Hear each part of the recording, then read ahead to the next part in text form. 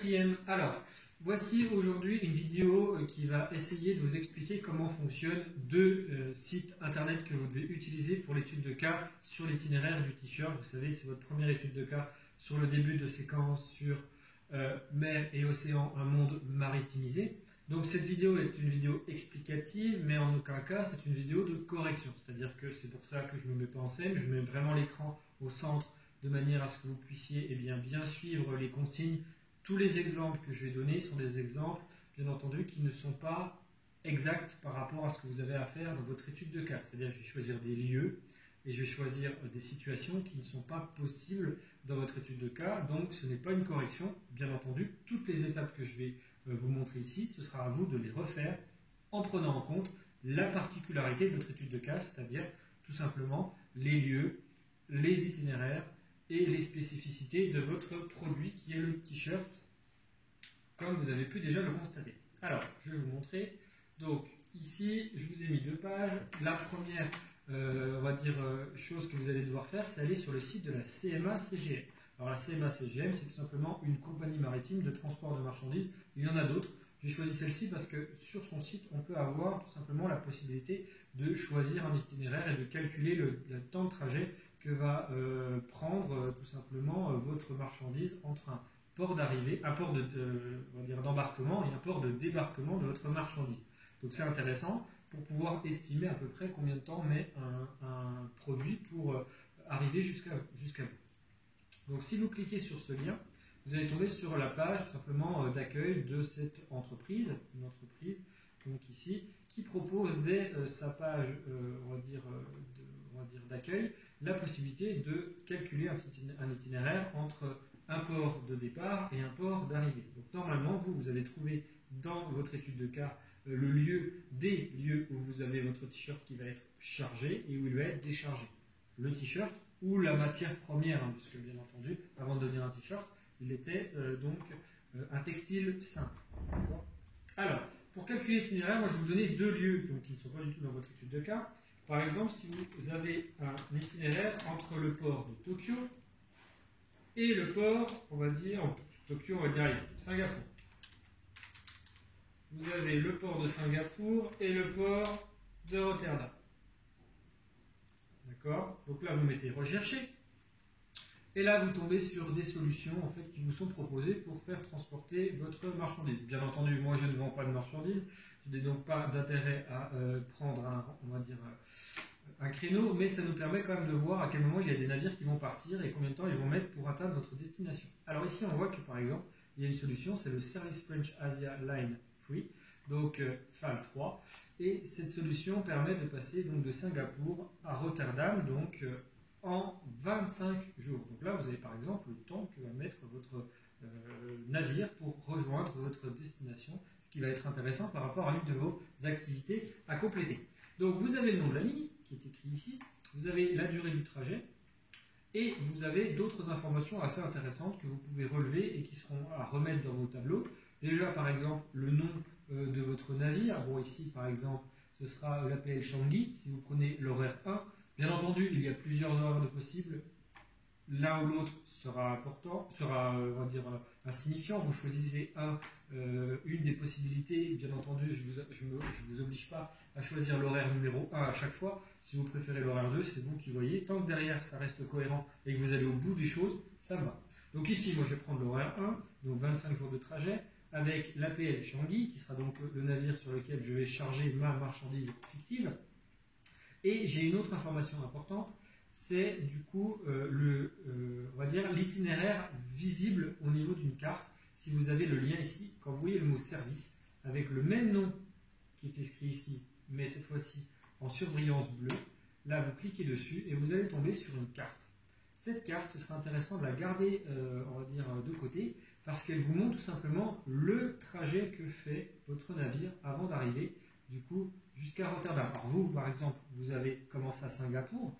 Donc c'est important parce que le navire ne part pas forcément de Singapour, il peut venir d'ailleurs auparavant. Comme vous voyez ici, il vient donc déjà de plusieurs ports chinois. Et donc si vous avez chargé votre marchandise, dans le prochain site internet, vous aurez à recréer un itinéraire entre Singapour et Rotterdam. Et l'avantage de l'avoir vu matérialisé ici, c'est que vous allez pouvoir à peu près le recréer sur la carte que vous avez dans votre prochain lien internet. Donc gardez cette image sous le coude pour pouvoir ensuite avoir une représentation la plus, on va dire, réaliste possible, même si bien entendu l'objectif c'est pas de faire on va dire de la précision chirurgicale. Alors vous remarquez d'ailleurs qu'il y a deux couleurs, rouge et bleu, tout simplement pour mettre aller-retour, hein, le navire il va forcément revenir. Donc vous avez donc deux sens de circulation dans cette ligne. Ici, comme je vais de Singapour à Rotterdam, je regarde les flèches. Ici je vois que les flèches vont dans le sens Europe-Asie, c'est donc pas celui-là.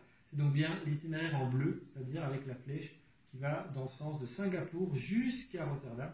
Donc c'est bien cet itinéraire-là, pardon. Donc voilà un peu tout ce que vous avez à faire. Vous aurez plusieurs fois la manipulation à faire.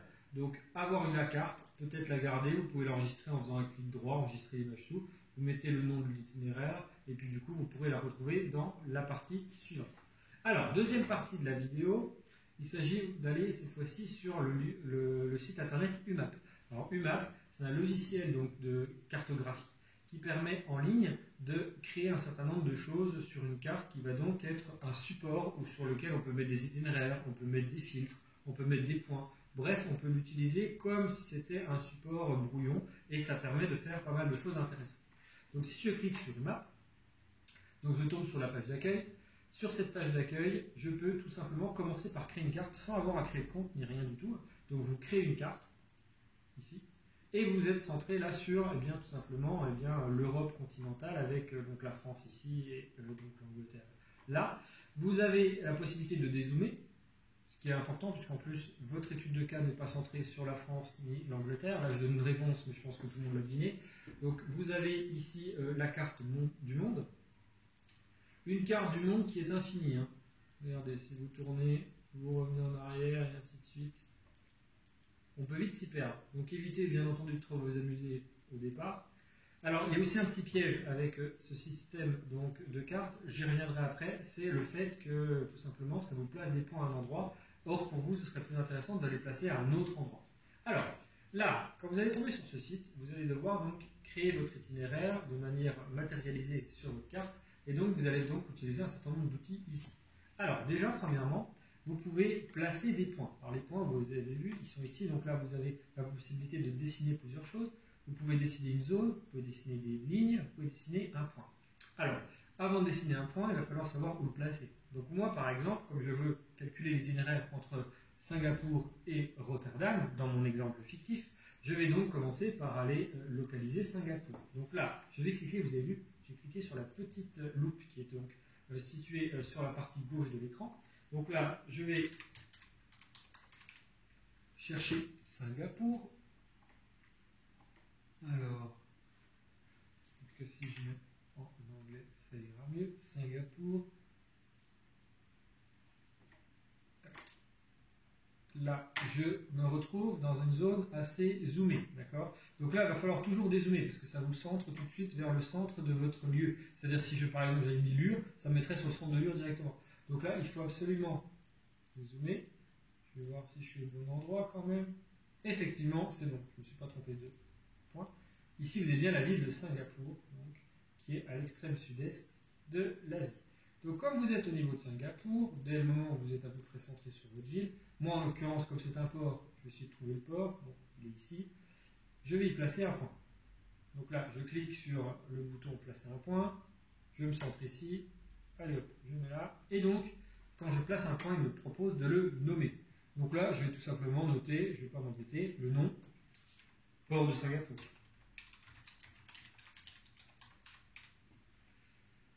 Et là ensuite, je vais au-dessus de marque enregistrer. Fini. Allez. Votre point est créé. Vous dézoomez. Désormais, votre point restera visible sur votre carte, quelle que soit l'échelle. Pratique. Je vais maintenant placer le port de Rotterdam. Je le trouve. Je tombe sur, bien sûr, un centre-ville, ça ressemble à rien, donc je dézoome. Est-ce que je suis bien aux Pays-Bas? Oui, je suis bien aux Pays-Bas. Je rezoome. Comme c'est un port, je vais essayer de trouver le port de ma ville. Donc le port de Rotterdam, il a une particularité, hein, il est situé ici. donc dans un estuaire assez impressionnant avec beaucoup d'îles artificielles. Hop, mais bon, ça c'était juste pour l'anecdote. Donc, Rotterdam. Je mets enregistré. Et donc je me retrouve avec 2 points de placés. N'hésitez pas à faire des allers-retours dans la vidéo pour voir comment j'ai manipulé l'écran. Donc là, j'ai bien mes 2 points.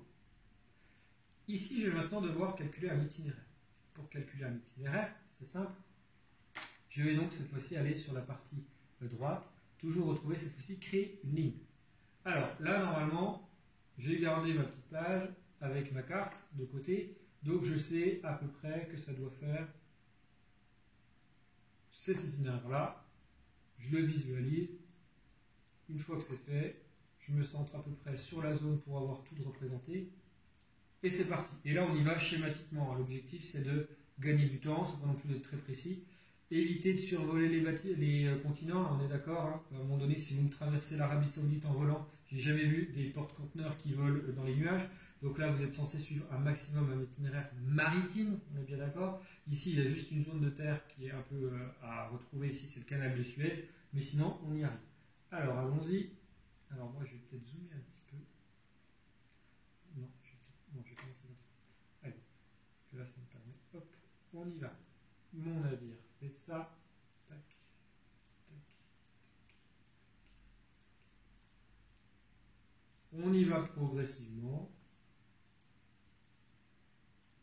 Je fais, je crois, un arrêt ici et je finis là.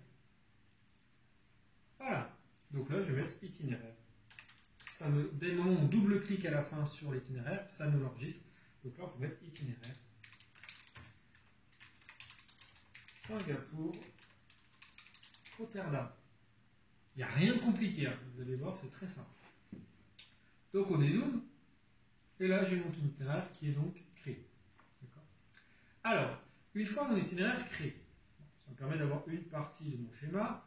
Je vais ensuite avoir d'autres itinéraires à calculer dans votre cas, avec votre étude de cas sur l'itinéraire du t-shirt. Vous allez voir plusieurs donc points à placer et plusieurs itinéraires entre 2 points. Je vous invite à le faire progressivement, c'est-à-dire ne faites pas un itinéraire d'un coup avec la ligne bleue, parce que quand on fait une erreur, il faut revenir en arrière. Alors je vous montre un peu comment revenir en arrière. Si par exemple je m'étais trompé et que j'avais commencé par ici, je peux tout simplement avec un clic droit revenir, et donc normalement je peux le supprimer. Clic droit, supprimer cet élément. OK. Et là, mon itinéraire vient de disparaître. Par contre, vous avez vu, ça supprime l'ensemble de mon élément. Donc ça veut dire qu'il faut le faire vraiment progressivement, sinon vous allez vite vous retrouver ennuyé et déçu de voir tout effacer alors que vous êtes à la fin de votre itinéraire. Donc faites-le progressivement. L'idée, c'est d'avoir vraiment une vision globale. D'accord ? Une fois que vous avez fait ça, et que vous avez plusieurs points, vous allez pouvoir calculer, on va dire, une distance à peu près parcourue par votre navire, tout simplement avec un autre onglet qui est situé ici. Alors, vous avez vu ici, vous avez une petite flèche avec marqué plus d'outils, d'accord, au niveau de l'écran à gauche de votre page. Vous cliquez dessus et là vous avez plusieurs possibilités, dont notamment le mesurer les distances. C'est très intéressant. Bien entendu, c'est une mesure schématique, hein, parce qu'on n'a pas quelque chose de précis. Votre navire ne va pas forcément prendre exactement le même que moi, mais à quelques centaines de kilomètres, à quelques milliers, quelques centaines de kilomètres près, on devrait retrouver à peu près la même réponse. Alors, vous avez la possibilité de faire en kilomètres, en miles ou en autre. Moi, bien sûr, on va rester en kilomètres. Et là, on va calculer tout simplement un itinéraire en suivant votre ligne, en restant à côté.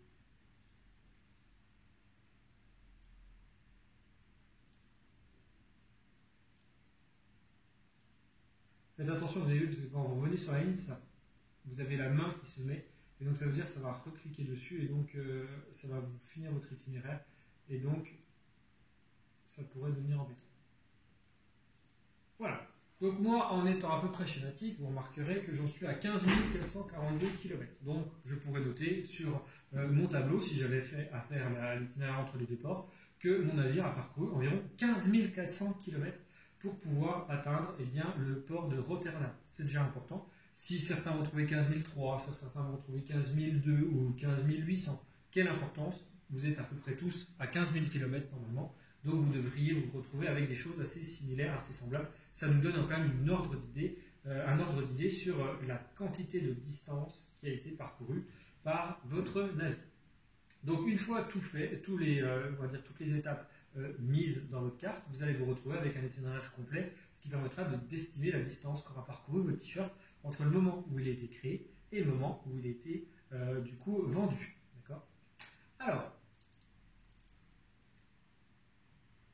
ensuite, je voulais vous montrer une chose qui quand même est très importante, très importante par rapport à votre carte qui est sur une map. Vous avez remarqué que la carte sur une map est centrée sur l'espace européen, c'est donc une projection de Mercator centrée sur l'Europe. Or vous, je ne vais pas vous l'apprendre, vous avez normalement plutôt une carte qui devrait être centrée comme ceci, puisque vous allez devoir faire intervenir des territoires américains et des territoires asiatiques. Sauf que, gros problème, c'est quand je place un point au niveau de l'Amérique du Nord. Je donne un exemple, San Francisco.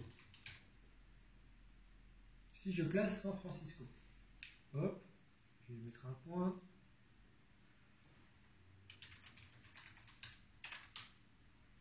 San Francisco. Voilà.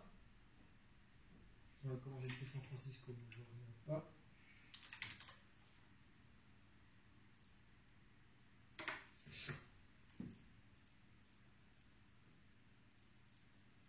Alors, vous avez San Francisco ici, qui est donc situé à cet endroit.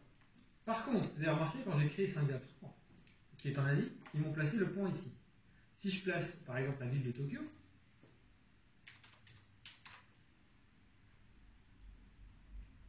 et que je place un point,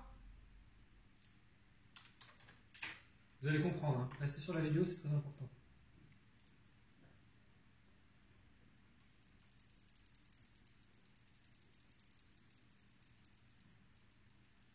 Tokyo est situé ici. Or, vous allez voir, vos itinéraires, je vous l'ai dit, c'est entre l'Amérique et l'Asie. Compliqué d'estimer un itinéraire quand vous avez un point qui est là et un point qui est ici. Si on traverse dans ce sens-là, c'est pas du tout logique. Et ça ne correspondra pas du tout aux cartes que vous aurez comme celle-là, où vous avez bien normalement un espace centré sur le Pacifique. Donc, vous allez avoir une petite contrainte à devoir réussir à combler, c'est de replacer manuellement les points asiatiques sur la partie ici de l'Asie. D'accord ?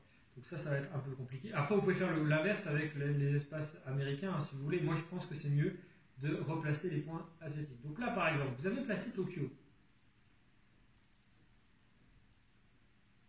Vous regardez à peu près où ça se situe. Vous savez que Tokyo, c'est ici.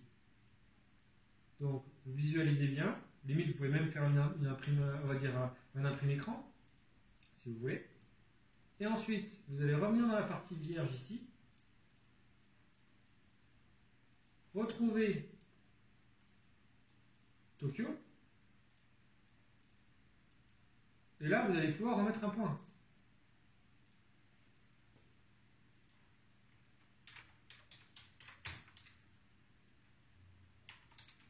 Et là, je vais l'appeler Tokyo 2.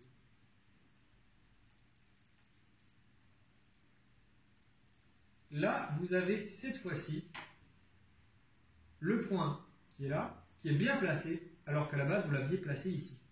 Donc, c'est un petit travail à faire. Vous aurez 3 points, si je me souviens bien, 2 ou 3 points maximum, comme ça, que vous allez localiser avec la loupe qui vous êtes centré ici. Donc, nommez-les bien, placez-les bien dans un premier temps, parce que ça vous permettra de bien savoir où ils se situent, pour ensuite pouvoir les retrouver ici et les remettre manuellement grâce à votre visibilité que vous aurez obtenue grâce à la loupe précédente. Donc replacez les points, et maintenant qu'on a les points qui sont cette fois-ci placés de ce côté, eh bien vous pouvez faire un itinéraire, donc ici, entre ces deux points, puisque du coup, c'est possible. D'accord ?